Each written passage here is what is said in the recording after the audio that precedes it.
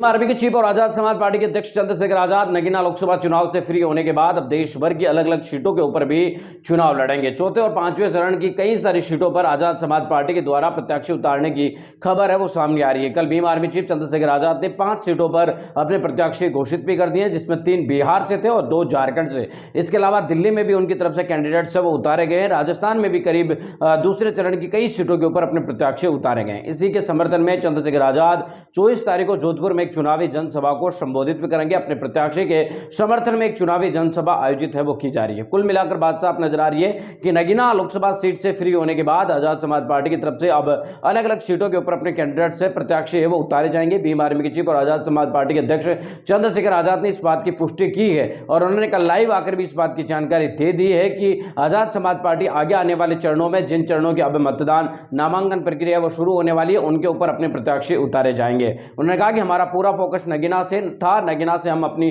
शुरुआत करना चाहते थे, यहां से जीतकर लोगों के बीच में संदेश है वो देना चाहते थे। इसी के चलते हमने यहां से शुरुआत है वो की थी और अब नगीना का चुनाव है प्रचार है वो पूरी तरीके से समापन हो चुका है। तो नगीना के अंदर धन्यवाद देने तो जाऊंगा ही, साथ ही साथ आपको बता दें कि नगीना के अंदर उन्होंने कहा कि नगीना से बाकी जो सीटें उनके ऊपर भी अपने प्रत्याशी आजाद समाज पार्टी की तरफ से उतारे जाएंगे। भीम आर्मी के चीफ और आजाद समाज पार्टी ने चंद्रशेखर आजाद ने इस बात की पुष्टि कर दी है कि आजाद समाज पार्टी आगामी दिनों में कई सीटों पर आपको बता दें कि चुनाव और लड़ेगी। नगीना के अलावा बाकी सीटों पर भी आजाद समाज पार्टी की तरफ से चुनाव मैदान में प्रत्याशी उतारे